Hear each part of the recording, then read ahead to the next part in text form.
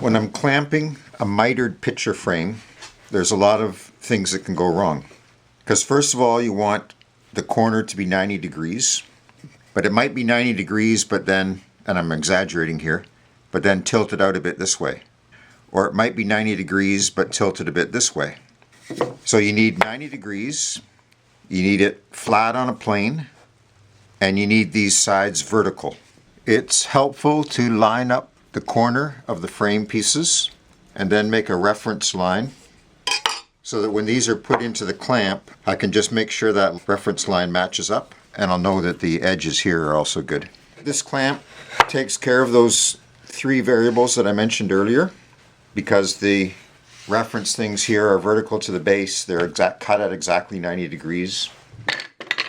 Use wedges to lock it in place, and spacers as required, depending on the thickness of the frame.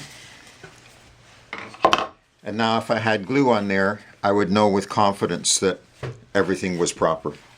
These wedges can be pushed in by hand and they come out quite tight, but sometimes to get them released, a little tapping is better.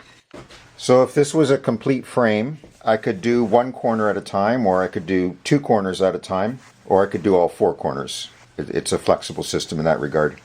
And I can have frames up to, say, 3.5 inches thick and still room for the wedges. And I can also clamp out here if I wanted to. These holes provide room for the glue to squeeze out without sticking to the wood, and also to inspect that you've got a good match. If I'm assembling a cabinet or a drawer, I can put one of these on each corner, lock them in with the wedges, and push with your hands. You can get a good grip that makes it quite secure. What these are doing is they're holding the pieces at 90 degrees, they're holding them vertically, and they're holding them on the same plane this way. So that's all three dimensions are held properly. And then depending on the type of joint here, I might just be letting the glue dry, or I might be securing it with fasteners. But whatever the type of joint, I know that everything is square.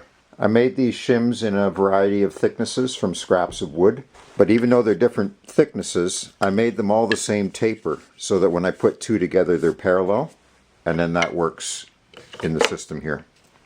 If these are tight and you can't get them out, then you tap the appropriate one to set it free.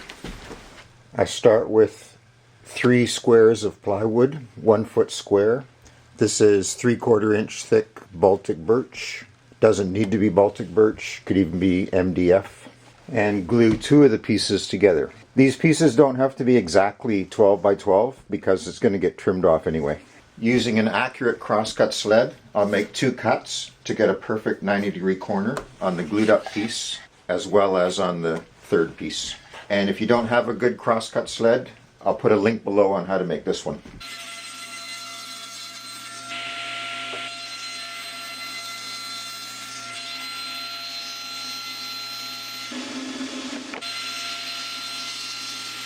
Then I've marked the spot 1 3/4 inch in from each edge of the perfect corner. Then I'll drill a 1 1/4 inch diameter hole. I've got the fence set for a 1 3/4 inch cut. I've got the blade quite high because I want to cut to the top of the hole without cutting through at the bottom on the other side. And I've got this tall push stick so I can keep my hands away from the blade.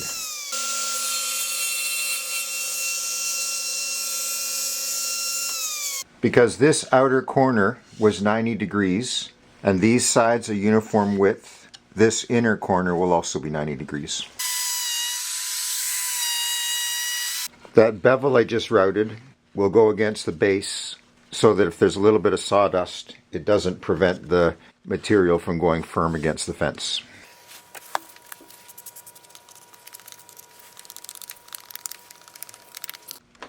Now I'll glue that with the 90-degree corner at the 90-degree corner on the base. I'm going to set it flush along the edges, but that's really just for neatness. It doesn't actually matter because it's this inside edge that's used for the clamping. This is the piece that was just cut out, and I'll drill a hole in the corner with this 1 1/4 inch dip. So back to the sled to trim these off to the hole. I cut these 4.5 inch strips to be used as spacers in order to set this in the right position up against them. So these edges will be parallel and 90 degrees. This is a bigger piece than I need for the corner, so before I glue it on, I'm going to mark it and cut out just what I need, because that will leave another L-shaped piece here that I can use as a filler in there when needed.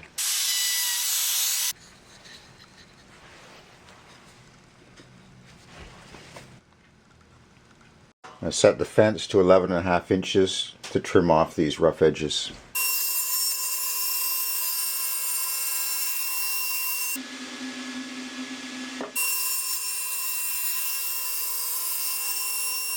With the waste piece that was on here, I was able to make this, which is a handy spacer in here when you're working with thinner materials.